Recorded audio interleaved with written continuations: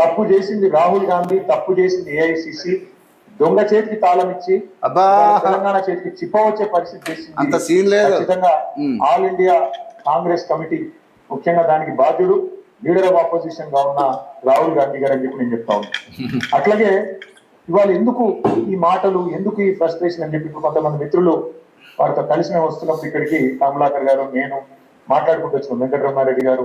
నేను చెప్పనా ఫ్రస్ట్రేషన్ ఎందుకో చెప్పనా? 10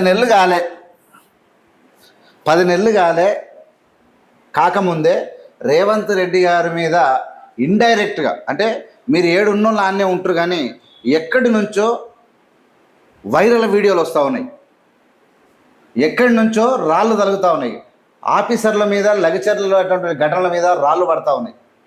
ఇలా మూషి యొక్క ప్రక్షాళన హైడ్రా మీద పెద్ద ఎత్తున ఒక ఎక్స్పోజర్ వచ్చినది. అంటే ఏమో జరిగిపోతున్నట్టు, ఎవరో చచ్చిపోతున్నట్టు, రేవంత్ రెడ్డి ప్రభుత్వం ప్రజలు జేసీబీలు పెట్టి చంపేస్తున్నట్టు ఒక క్రియేషన్. మేము లగచర్ల చూసినా, మూసినది పక్కన చూసినా, లేదంటే హెచ్సియూలో చూసినా, ఇంకా నువ్వు ఏమన్నా చూడు, మీ యొక్క ఘటనలు ఎట్లా ఉన్నాయంటే తీవ్రమైనటువంటి ప్రమాదకరంగా దాన్ని చిత్రీకరించే ప్రయత్నం చేస్తూ ఉన్నారు. రేపు ఆర్టీసీ వాళ్ళ యొక్క నిరసన కనుక, ఒకవేళ వాళ్ళ సమ్మె కనుక చేస్తే వాళ్ళని నిద్ర కూడా ఓనియరు, వాళ్ళని అన్నం కూడా తిననియరు.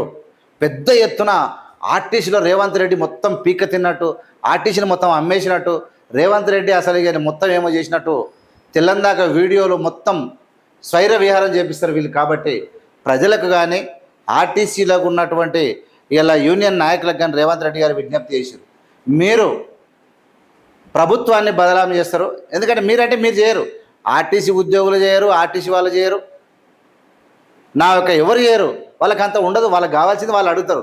కానీ దాన్ని గోరంతను కొండంతలు చేసి చూపించడానికి ఇక్కడ రెడీగా ఉంది ఈ పార్టీ. కాబట్టి వీళ్ళ చేతిలో పడితే, ఇప్పుడు లా అండ్ ఆర్డర్ చేతిలో తీసుకుంటే అది బదలాం, సోషల్ మీడియా ఏమో ఇళ్ళల్లో లోపల ఉంటుంది, బాంబులు వేస్తుంటుంది.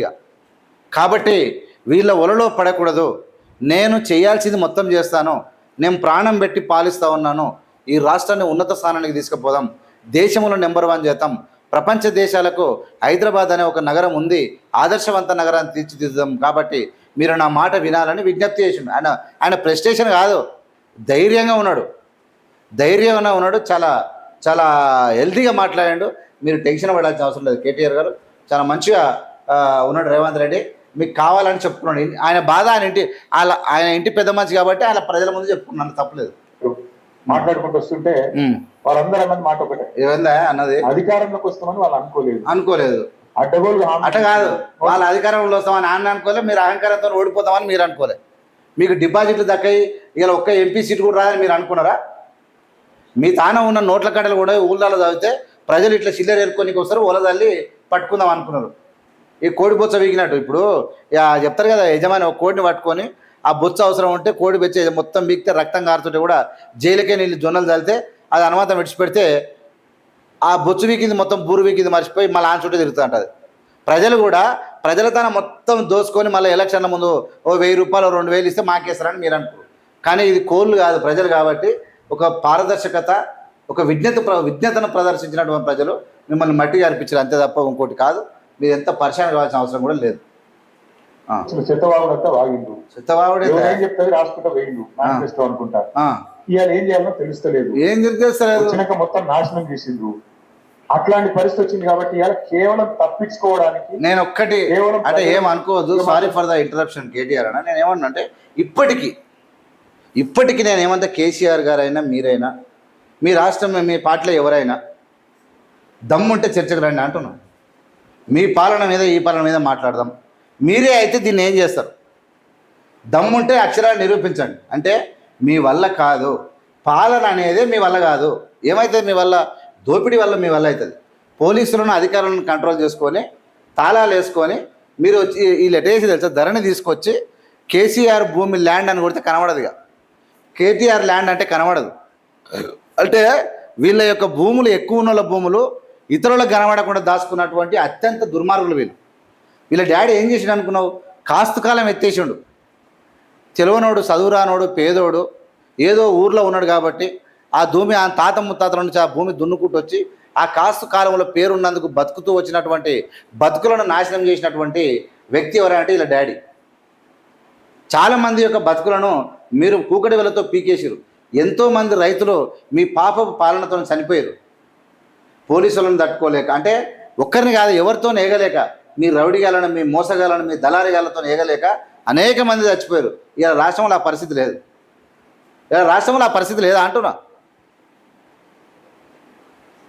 చాలా అద్భుతంగా పోతుంది. ఇంకా చిన్న చిన్న అంటే వాసనలు ఉన్నాయి. కేసీఆర్ పరిపాలన లాంటి వాసన ఉంది. అంటే ఇప్పుడు ఓ ఇంట్లో ఏదైనా చచ్చిపోయింది అనుకో, టమాటాలు కానీ మురిగిపోయినాయి అనుకో, లేకుంటే ఏదైనా తన వాసన ఉంటుంది, తీసి పడేసినా కానీ తన వాసన ఉంటుంది. అవన్నీ కడిగి నీట్గా పెట్టినాక మాకు తక్కువ అవుతుంది. కాబట్టి 2 నెలల కల్లా పోతుంది మొత్తం. వాసన మాత్రం ఉంది. మీ వాసన అట్లే ఉంది ఇంకా.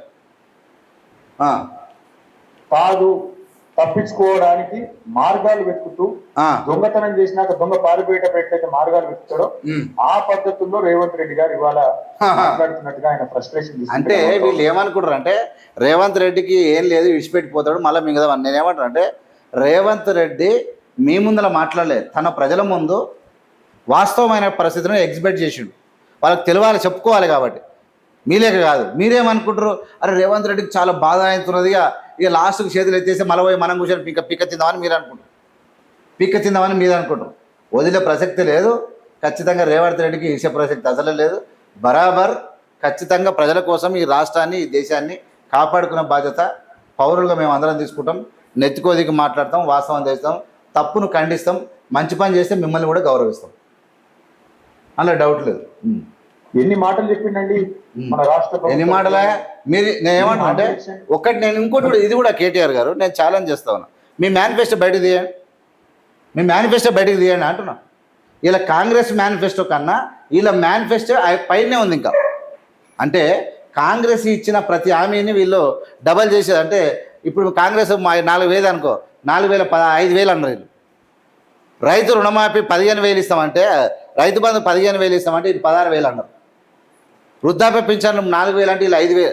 అంటే కాంగ్రెస్ పార్టీ కన్నా ఎక్కువ చెప్పారు.